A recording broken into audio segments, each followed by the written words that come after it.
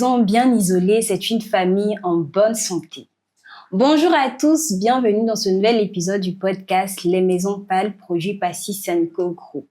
Aujourd'hui, nous avons le plaisir de recevoir un homme passionné, un bâtisseur d'équilibre et de confiance, Monsieur Cissé, DG de Sissanco Group. Avec lui, nous allons comprendre pourquoi l'étanchéité n'est pas seulement une question de bâtiment, mais une question de bien-être au quotidien. Bonjour Monsieur Cissé, merci d'avoir accepté notre invitation. Bonjour Miss Deborah. Comment vous allez? Je vais très bien, merci. Et vous-même? Ça va. Ok. Merci d'être là. Avant de rentrer dans le vif du sujet, j'ai des questions à vous poser pour comprendre c'est quoi l'étanchéité. Beaucoup pensent simplement à une fuite, à la réparation des fuites. Mais pour vous, c'est quoi l'étanchéité? Alors, l'étanchéité pour moi, c'est comme on appelle, c'est protéger une maison, protéger un lieu dans le sens large. C'est isoler. Donc, une bonne étanchéité, c'est une bonne isolation. Maintenant, dans notre cas, on parle de l'étanchéité par rapport à l'eau, par rapport à l'humidité qui peut vraiment survenir dans nos maisons, dans nos habitats quotidiens. Donc, l'étanchéité, pour moi, c'est protéger la maison. D'accord, bien noté. Donc, l'étanchéité pour vous, c'est protéger la maison. Okay. Alors, vous dites souvent un mur qui pleure, c'est une maison qui souffre. Pouvez-vous nous expliquer ce que cette phrase signifie dans la philosophie de Sissanco Group? Un mur qui pleure, c'est comme une personne qui pleure en larmoie, il y a l'humidité qui sort de nous. Mais une maison, un mur, c'est censé être sec. Ce n'est pas censé sortir, ce n'est pas censé fuyer, du moins, ce n'est pas censé sortir de l'eau. Donc, quand on est dans une situation pareille, ça veut dire qu'il y a un problème. Il y a de l'eau qui arrive de quelque part. Donc, il faudra chercher à stopper cela avant que ça ne commence à nuire à la santé des habitants de la maison. Donc, un mur qui pleure, c'est un signe du début d'un problème et qu'il faut prendre au sérieux avant que ça ne devienne un plus gros problème. D'accord. Donc, un mur qui pleure, Sissanco est là pour venir intervenir. On va dire ça. D'accord. En cette période pluvieuse, les inquiétudes des familles augmentent de plus en plus. Quelles sont, selon vous, les erreurs les plus fréquentes dans que commettent les propriétaires de maisons? Bon, les erreurs fréquentes que commettent les propriétaires de maisons, c'est d'attendre l'hivernage avant de chercher à résoudre ces problèmes, parce que quand on a un problème d'étanchéité, en général, on est déjà au courant du problème. Parce que en Côte d'Ivoire, ici, on a de la chance, la pluviométrie, c'est toute l'année. Même les saisons que l'on dit sèches, il y a quand même des petites pluies qui viennent. Donc, on a le temps de constater. Il faut pas attendre que la saison pluvieuse s'installe sérieusement avant maintenant de prendre les décisions qui s'imposent par rapport à la réparation de certains petits problèmes qui surgissent et que l'on néglige. Donc, c'est beaucoup de négligence. Et quand c'est traité au début, c'est plus facile et c'est moins cher. Mais une fois que on laisse les choses durer, s'installer, ça détruit plus de choses et on peut aller jusqu'à avoir à même faire des réparations structurelles parce que l'eau a déjà tout gâté. Donc, la plus grosse erreur, c'est d'attendre.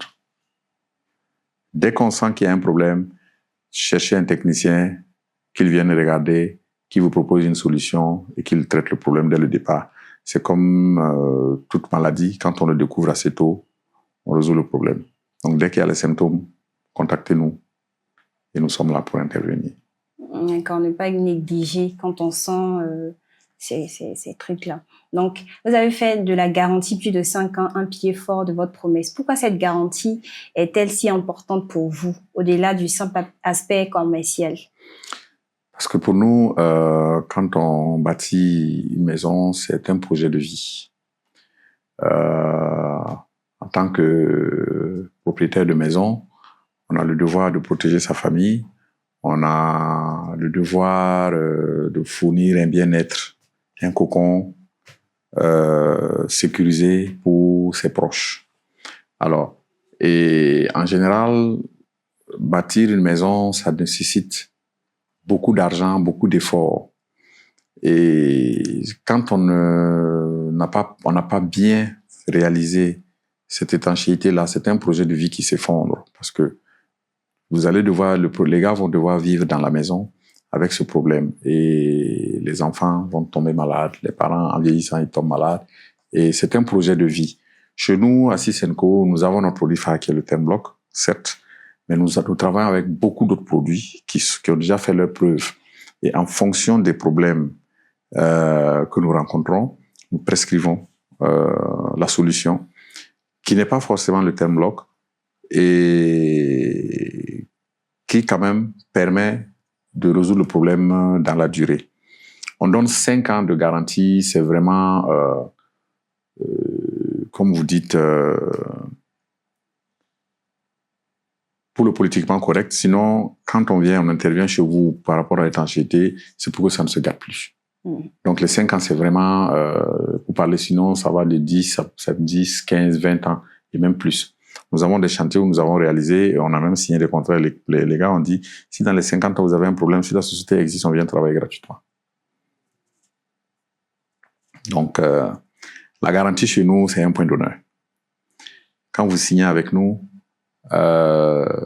et que on a travaillé, le problème d'étanchéité chez vous, c'est devenu le nôtre, ce n'est plus le vôtre. D'accord. On sera là pour vous soutenir, vous suivre jusqu'à ce que le problème soit éradiqué. D'accord, merci bien. Donc, Sissenco, c'est déjà la fiabilité garantie à 100%. Sissenco Group agit dans plusieurs pays. Comment parvenez-vous à maintenir le même niveau de qualité et d'engagement en Côte d'Ivoire, au Niger, en Belgique et même au Burkina? Bien, nous avons commencé en Belgique depuis le milieu des années 2000, 2008 jusqu'à 2012 par là. Après, on a décidé de s'exporter au Burkina. Après, on a été au Niger. Maintenant, on est en Côte d'Ivoire. On est en train de prospecter d'autres pays. Alors, pour maintenir cette même qualité, c'est pour ça que nous allons progressivement. Quand on arrive quelque part, on s'assure qu'on s'est bien implanté avec les techniciens qui s'imposent, avec toutes les équipes, les produits et tout, l'approvisionnement, être sûr que tout ça est bien maîtrisé avant d'aller au pays suivant. Et nous avons une plateforme sur laquelle nous partageons tous nos projets. Ça veut dire que si vous m'appelez chez vous et que j'arrive, je fais le diagnostic, il est documenté, archivé. Et une fois que c'est documenté, c'est mis dans le réseau de techniciens. Chacun donne son avis en tenant compte, bien sûr, de celui qui a été sur le terrain. Donc, il y a des problèmes du Niger que l'on résout à partir d'Abidjan. On donne les conseils et tout, et ils vont le faire parce qu'on a déjà eu à traiter ça ici et ça a marché, ou bien qu'on a pu le traiter à Ouaga, et ainsi de suite. Donc, c'est ce qui nous permet, le fait que nous ayons beaucoup de chantiers et d'expérience, nous permet de garantir les résultats. Au jour d'aujourd'hui, nous sommes à plus de 400 chantiers réalisés depuis 2008. Donc, on est fiers et on est sûr de ce que nous produisons comme résultat. Ah ouais, nous sommes fiers de vous. 400, c'est pas petit.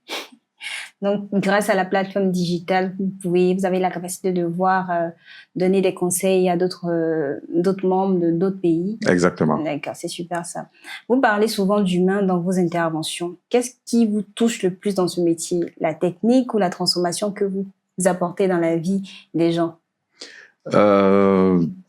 Moi, je dirais que ce qui me plaît dans mon métier, c'est le bonheur dans les yeux des clients quand ils sont satisfaits. Parce que dans la plupart des cas,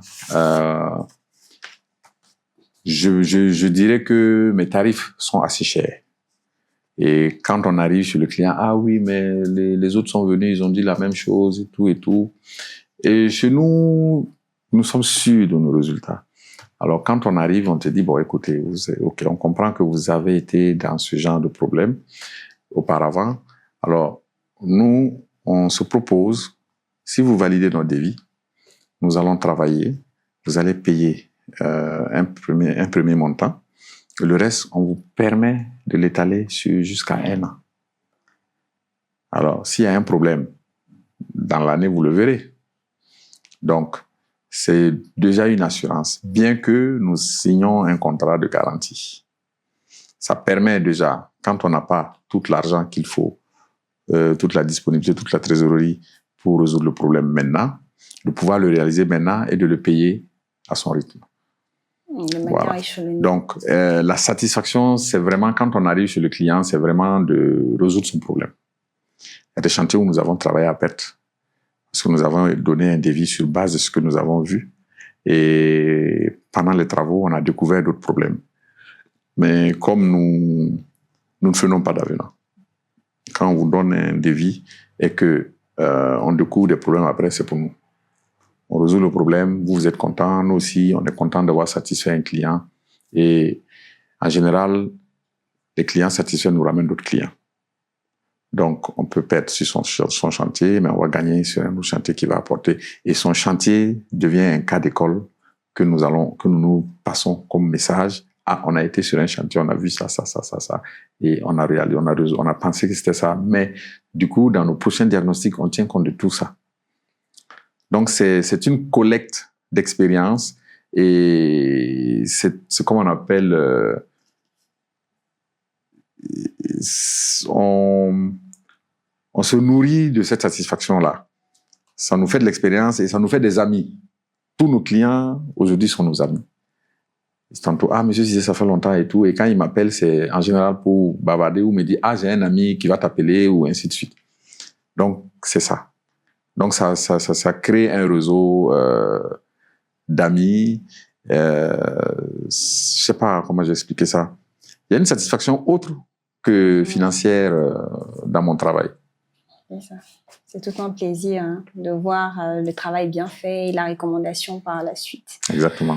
Et beaucoup de personnes hésitent à demander un diagnostic parce qu'elles pensent que ce n'est qu'une petite fuite. Que leur diriez-vous pour changer cette perception qu'ils ont? Oui, chez nous, effectivement, les diagnostics sont payants. Parce que quand moi j'arrive sur un chantier, quand nous arrivons sur un chantier, on étudie les problèmes qu'il y a sur le chantier et nous proposons des solutions. Si le client le désire, on fait un PV écrit avec les détails de ce qu'il y a comme problème et de ce que nous recommandons comme solution. Alors, sur base de ce PV-là, le client n'est pas obligé de travailler avec nous.